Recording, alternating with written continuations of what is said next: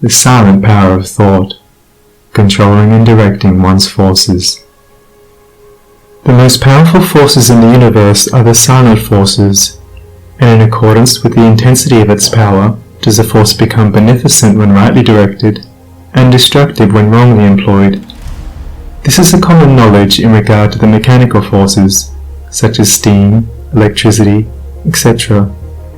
But few have yet learned to apply this knowledge to the realm of mind, where the thought forces, most powerful of all, are continually being generated and sent forth as currents of salvation or destruction.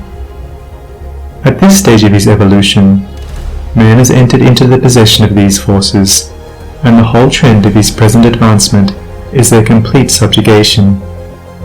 All the wisdom possible to man on this material earth is to be found only in complete self-mastery, and the command, "Love your enemies," resolves itself into an exhortation to enter here and now into the possession of that sublime wisdom by taking hold of, mastering and transmuting, those mind forces to which man is now slavishly subject, and by which he is helplessly borne, like a straw in the stream, upon the currents of selfishness.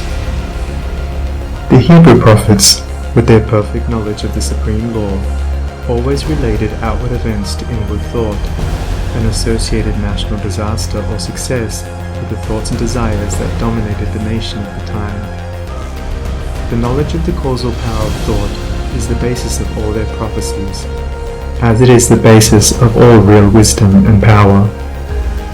National events are simply the working out of the psychic forces of the nation. Wars, plagues, and famines are the meeting and clashing of wrongly directed thought forces, the culminating points at which destruction steps in as the agent of the law. It is foolish to ascribe war to the influence of one man, or to one body of men. It is the crowning horror of national selfishness. It is the silent and conquering thought forces which bring all things into manifestation. The universe grew out of thought. Matter, in its last analysis, is found to be merely objectivized thought. All men's accomplishments were first wrought out in thought, and then objectivized.